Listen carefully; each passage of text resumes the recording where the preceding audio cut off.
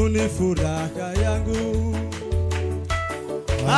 Amejaa pendo kweli, anaweza kushibisha kila mwenye udhaifu. Nanipa ujasiri, furaha na faraja. Hata nikiota kufa, Yesu ni mchunga wangu. Hata nikiota kufa, Yesu ni mchunga wangu. Nimefungwa na wokovu kwa kifungo cha upendo, atakufa kuwe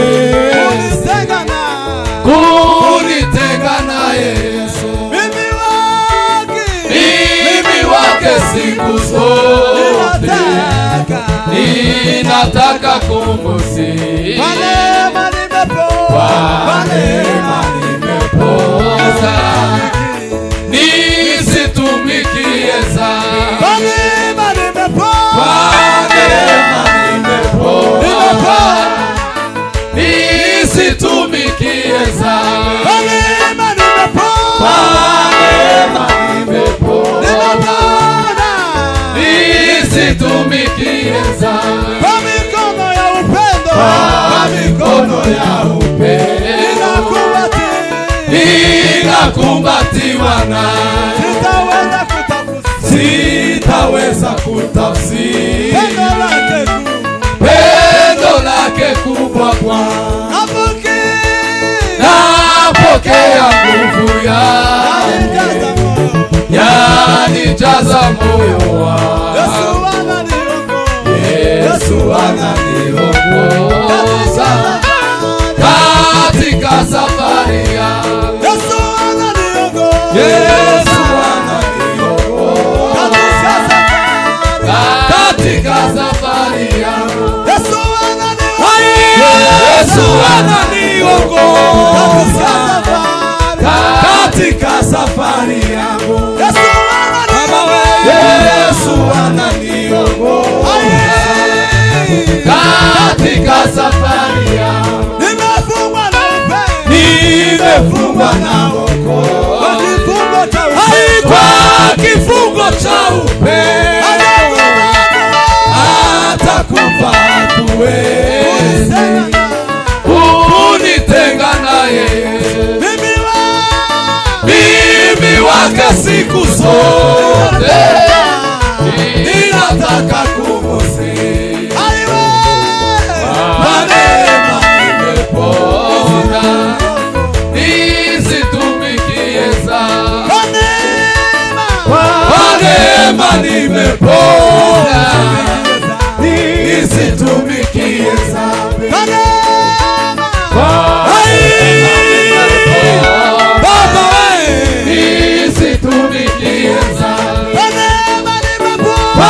neema nimepoza, nisitumikie dhambi. Kwa neema nimepoza,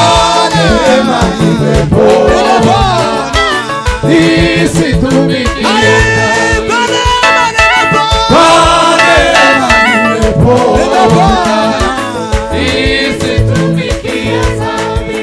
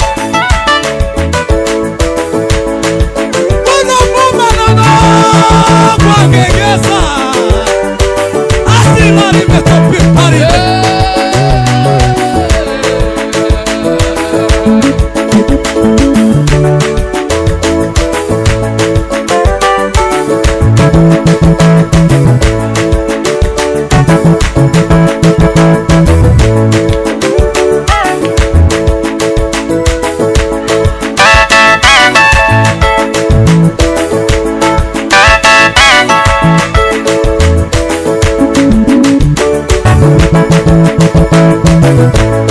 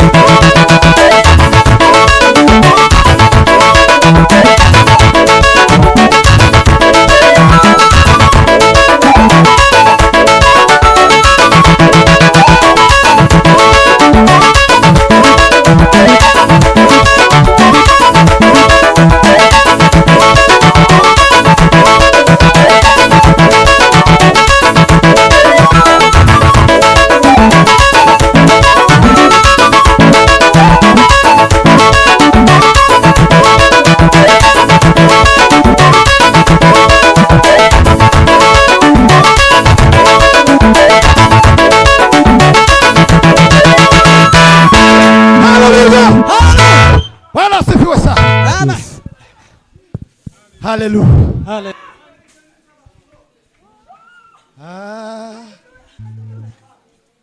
Bwana asifiwe sana. Hallelujah. Upata za mikoro kila. Hallelujah. Shout hallelujah. Chukue microphone alafu tushout hallelujah. Bwana asifiwe sana. Amen. Hallelujah. Natanga zitatu. Shout tatu. Nionekana shout zitatu. Na mimi tatu. Amen. Narovugwa. Hallelujah. Atanga imwe. Naruvugwa shout moja. Ziwe zibaye zirindwe. Zikuwe 7. Suko. Hallelujah. Hallelujah. Hallelujah. Hallelujah. Imani habwe icyubahiro kuko iduhaye igitaramo cyiza. Mungu apewe sifa kwa sababu ametupa ibada ya leo. Hallelujah. Yumvise gusenga kwaso. Amen. Amesikia maombi yetu. Iduhaye itangiriro ryiza ry'igiterane. Imetupea mwanzo mzuri wa mkutano. Niyo mpamvu dufite icyizere 100% kuko iherezo ry'iki giterane rizaba ryiza 100%. Ndio maana tuna imani ya kwamba mkutano hii itaenda vizuri. Shout hallelujah. Hallelujah. Hallelujah. Hallelujah. Hallelujah. Hallelujah. Amen. Dusubire kandi dushout indimwe. Uyu wacu tuongeze tu shout moja. Na afata umwanya we. Hallelujah. Hallelujah. Hallelujah. Hallelujah. Amen. Hallelujah. Amen. Hallelujah. Hallelujah. Amen. Mwene data nasura curanga irindi rimwe. Aongeze mu minota mike y'umuyobozi wa gahunda duhaye kwa dakika chache. Twongere duhimbaze Imana. Tuendelee kumsifu Mungu. Hallelujah. Tunabaki na dakika chache sana.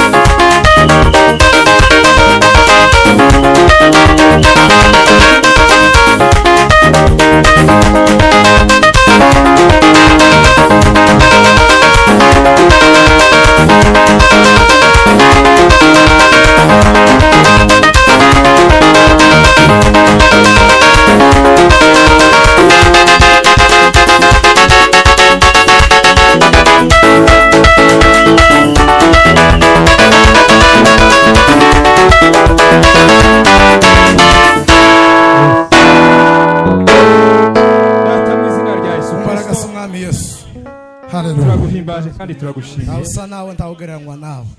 Dushimiye urukundo rwawe rukomeye. Icyubahiro ni icyawe Yesu. Wemeye gutanga umwana umwe w'ikinege ku bwacu kugira ngo twe abari kure y'amasezerano tubashe kwigizwa hafi n'umusaraba wa Yesu Kristo. Tema, ombinale vare de tubresa. Haleluya Yesu. Apesa la vare. Turahimbaza izina ryawe rikomeye. Bwana Mungu wa rehema. Duhimbarije umugabane ukomeye wo kwibera yawe muri aya masaha. Barakwiyegereje muri aya materaniro. Uyu mugabane wawe mana we.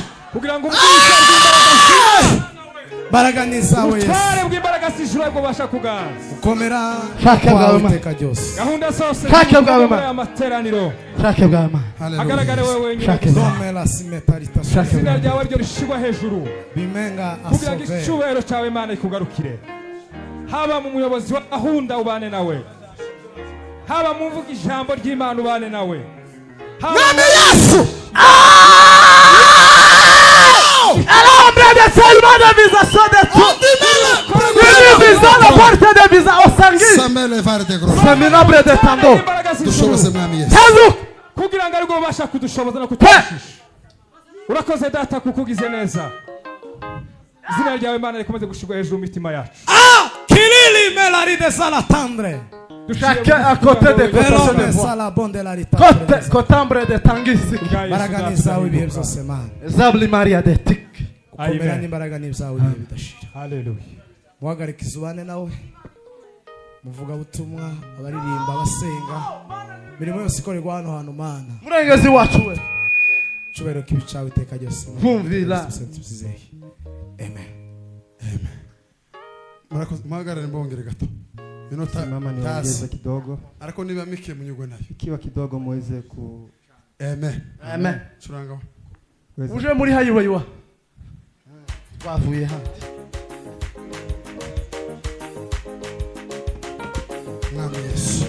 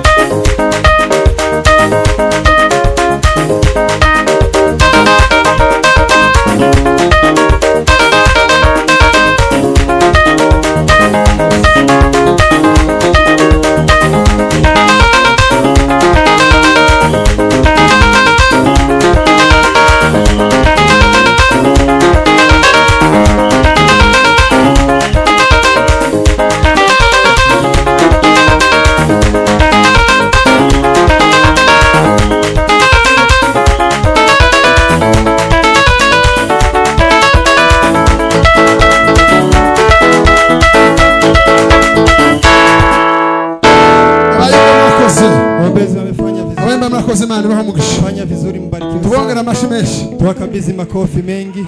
Tuongere amashi menshi. Tuongezee makofi. Tuongere amashi menshi kabisa. Tuongezee makofi mengi. Bayimba n'abantu beza baza bashira amateraniro ku murongo. Waombezi ni watu wazuri wa wanalainisha ibada. Bafatikanje n'abaririmbyi. Wakiambatana na waimbaji pia. Imana ibaha umugisha. Mbarikiwe sana. Reka Evangelist Sokrata dusomere. Wacha ndugu aweze kutusomea. Turakora tubanguka kubera umwanya. Tutafanya kwa haraka kwa sababu ya muda. Yohana 4 Yohana 14 na 15. 14 pia 15. Yohana 4 14 na 15. 14. Iyo niyo teme y'igiterane cyacu. Hiyo ndio kili ya ibada yetu.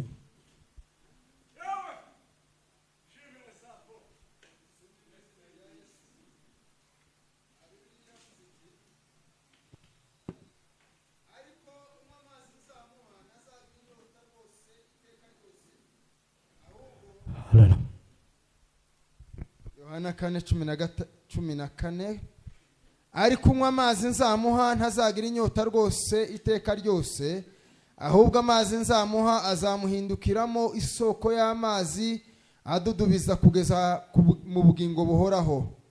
Umugore aramubwira ati, databuja, mpa kuri ayo mazi ntazagira inyota kandi ntazagaruka kuvoma hano kuko ari kure. Amen. Dukomere ijambo ry'Imana amashi. Shangilia kwa neno la Mungu. Pakura ayo mazi ntazongera kugira inyota uko. Nipe kwa maji hayo. Dukomere ijambo ry'Imana amashi. Shangilia kwa neno la Mungu. Twiyegereje abantu bose muri rusange. Tunakaribisha watu wote kwa ujumla. Imana mu ijuru bamugisha. Mungu awabariki. Twiyegereje abayimbe ba hano. Tunakaribisha waombezi wa hapa. Nibo bateguye igiterane. Ndio wameandaa mkutano huu. Reka twegeze President Vehasi na kamati be yose. Wacha tusi president na wenzao. Dukoma amashi menshi. Shangilia kwa makofi mengi. None mutangiye gutengwa ku mashi umunsi wa mbere. Mumeanza bila kusikia siku ya kwanza. Tuzogereza ninga. Tukifika Jumapili. Mukoma amashi twegeza abakozi b'Imana. Shangilia tukiwakaribisha. Nanone bagihagaze mugihagaze mwihangane abayimbe bose